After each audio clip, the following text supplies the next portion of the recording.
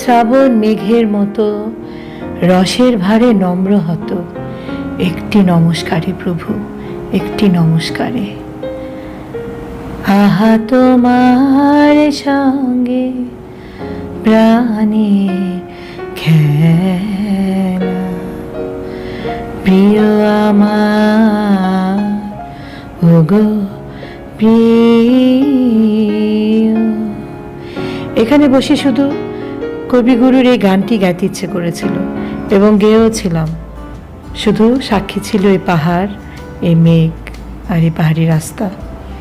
কালকে রাত্রেবেলায় যখন আমাদেরকে রুমটা শিফট করে দেওয়া হয়েছিল, এই রুমটা দেখাতে পারিনি, কারেন্ট ছিল না, তাই সুন্দর একটা বেডরুম, মেয়ে যা যা লাগে সাফিসিয়েন্ট সব কিছু, সুন্দর টয়লেট, পরিষ্কার পরিচ্ছন্ন, গিজার আছে এখানে, আর আছে সুন্দর একটা ছোট্ট বারান্দা যেখানে বসে সব মুগ্ধতার জবাব মনে এখানেই শেষ। আমার আর মুগ্ধ হওয়ার, আর আমি জানি না পৃথিবীতে আর কিছু আছে নাকি। এত সুন্দর দৃশ্য আর মেঘ পাহাড়ের খেলা ভুলিয়ে দিবে সমস্ত গ্লানি, দুঃখ, কষ্ট সব কিছু।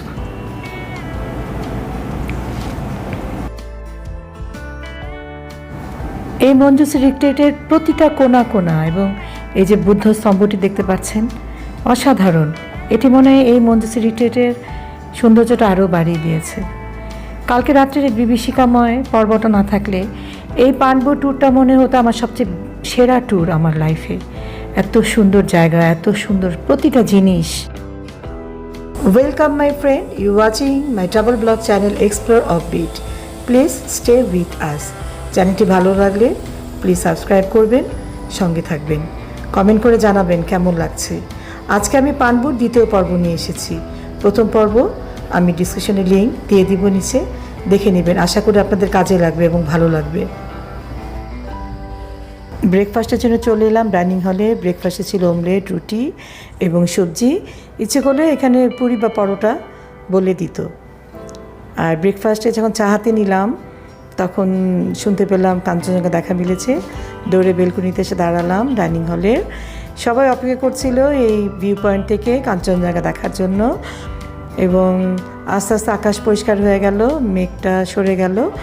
সেই সারি সারি ধূসর পাহাড়ের উপরে সগর্বে মাথা উঁচু করে দাঁড়িয়ে আছে শ্বেতশুভ্র কাঞ্চনজঙ্ঘা। এক অসাধারণ দৃশ্য। কিন্তু দৃশ্যটা বেশিক্ষণ ছিল না, মেঘে আবার ঢেকে গেল। তাতেই সবাই মুগ্ধ। ব্রেকফাস্টের পরে এ হলো মৌমিতা, দেবনাথ, দারুণ কাপেল। ওরা ছিল 1 নম্বর রুমে, ওরা এখন চেক আউট করে বেরিয়ে গেল। সকালটা খুব সুন্দর কাটলো তাদের সাথে আড্ডায়, গল্পে। এটা হচ্ছে ব্লকডি যাওয়ার রাস্তাটা। এটা বেশ খানিকটা নিচে নেমে যেতে হবে। এখানে গাড়ি পার্কিংও করা হয়। একটু বয়স্ক মানুষ বা যাদের পায়ের সমস্যা ওদের জন্য উপরটাই ভালো।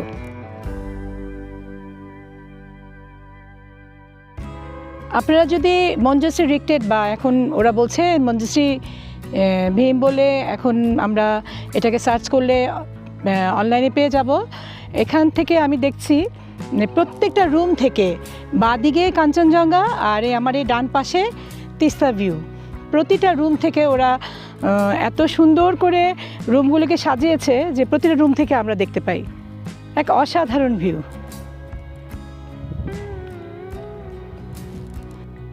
আমার এই ঘুরতে যাওয়ার প্রতিটি ট্রিপস অর্গানাইজ করে সান ট্যুরিজম।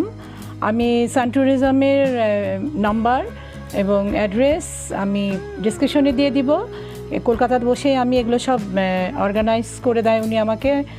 আর যদি ভালো লাগে তাহলে চলে আসুন সান ট্যুরিজমের সাথে। অফবিট জায়গায়, সেটা পাহাড় হোক, সমুদ্র হোক, জঙ্গল হোক এবং দেশের বাইরে যে কোনো জায়গায়। কালকে রাত্রে আমাদের সাথে যা হয়েছিল তার যে একটা বিভীষিকাময় অভিজ্ঞতা বা কষ্ট, সেটা আস্তে আস্তে মন থেকে হারিয়ে যাচ্ছে। যতই সকাল হচ্ছে চারপাশটায় মুগ্ধতা ভরে গেল। আমি হেঁটে হেঁটে বেড়াচ্ছি। সত্যি কথা বলতে আমি হারিয়ে গেছি। আপনারাও হারিয়ে যাবেন, একবার শুধু আসুন। রিসোর্ট পুরো খালি, তাই ঘুরে বেড়াচ্ছি।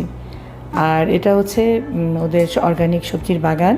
এখান থেকেই ওদের নিত্য প্রয়োজনীয় সবজি রান্নার কাজে ব্যবহৃত হয়, তাই এত স্বাদ। আর এটা হচ্ছে সি ব্লক, এখানেও নিচে নেমে যেতে হয়, এখনও কিছু সংস্কারের কাজ চলছে। এটা হচ্ছে ব্লক বি এর 1 নম্বর রুম, সবচেয়ে বেস্ট রুম এটা। আমরা এটা পাইনি, গেস্ট ছিল, ওরা এখন চেক আউট করে চলে গেছে, সেজন্য আমি দেখাতে পাচ্ছি।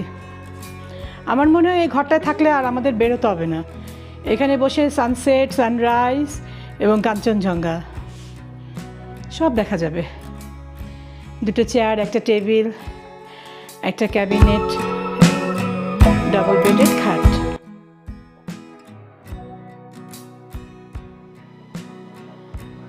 সত্যি মঞ্জুসিটা একটা অব্বিট জায়গায় করেছে, যেখানে জনমানবের কোলাহল, রাস্তাঘাটের পলিউশন, গাড়ি ঘোড়া শব্দ, মানে আমরা এখানে যে ছিলাম কাটালাম শুধু পাখির আওয়াজ আর ঝিঝি পোকার শব্দ, আর এখানে প্রচুর বাটারফ্লাই, আপনাকে ওরা উড়ে উড়ে ওদের খেলা দেখাবে, প্রচুর পাখি, ভালো লাগবে।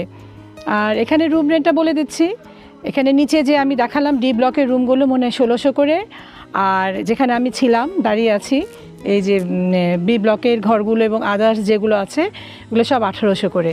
এখানে পার হেড পার ডে আপনাদের পার পারসন 1800 এবং ফুডিং এবং লজিং।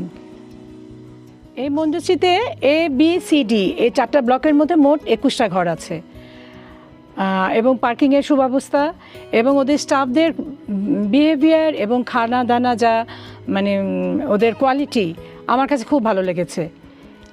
আপনারা গ্রুপ করে বা ফ্যামিলি নিয়ে বা দুজন একান্তে সময় কাটানোর জন্য খুব আনন্দ করে যদি কাটাতে চান তাহলে এখানে আসতে পারেন।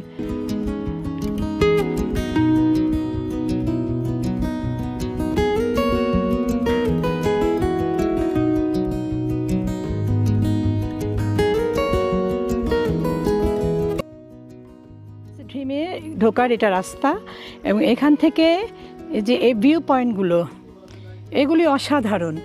এখানে 4টা ভিউ পয়েন্ট আছে, আপনার যেটাতে ইচ্ছে বসে আপনি সময় কাটাতে পারবেন। আপনাদেরকে তো এই ব্লকের বাইরেটা দেখানোই হলো না। এ হচ্ছে এই ব্লক, এখানে 9টা রুম আছে, একদম সবচেয়ে কর্নারের রুমটাতে আমাদেরকে রাতেরবেলা শিফট করেছিল। এখান থেকে ভিউটা দেখুন, অসাধারণ। আর একটা রুম দেখিয়ে দিচ্ছি, আমাদের রুমটাতে দেখিয়েছি, এখানেও 3 বেডেড রুম, দুপাশে 2টো জানালা, এবং 2 জানালা থেকেই অসাধারণ কাঞ্চনজঙ্ঘা এবং তিস্তার দারুণ ভিউ। সবচেয়ে বড় কথা খুবই পরিষ্কার পরিচ্ছন্ন, খুবই ভালো লাগবে আপনাদের এখানে আসলে। আমি বারবার কেন বলছি, সত্যি অসাধারণ।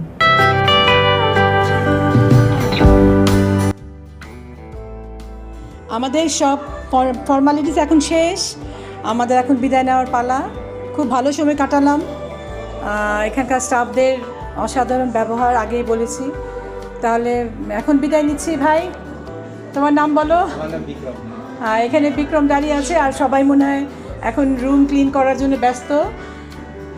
ও খুব বাঙালি, আসলে ওর সাথে আপনারা কমফোর্টেবল হবেন, এবং খুব ভালো রান্নাও করে, ভালো লাগবে। আসতে পারেন আপনারা একবার এখানে। আপনারা দেখছেন আমার চ্যানেল এক্সপ্লোর অফবিট।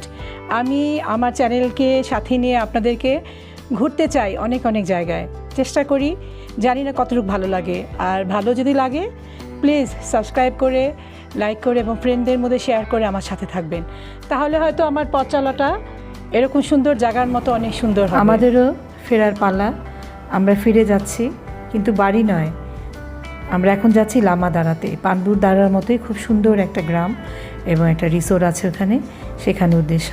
পরবর্তী ভিডিওতে আমরা লামাদারা সমস্ত সংক্রান্ত যত কিছু আছে আমরা সব দেখাবো। তার জন্য আপনাদের চ্যানেলে চোখ রাখতে হবে, খুব খুব ভালো থাকতে হবে। অবশ্যই দেখা হচ্ছে খুব শীঘ্রই। Bye bye.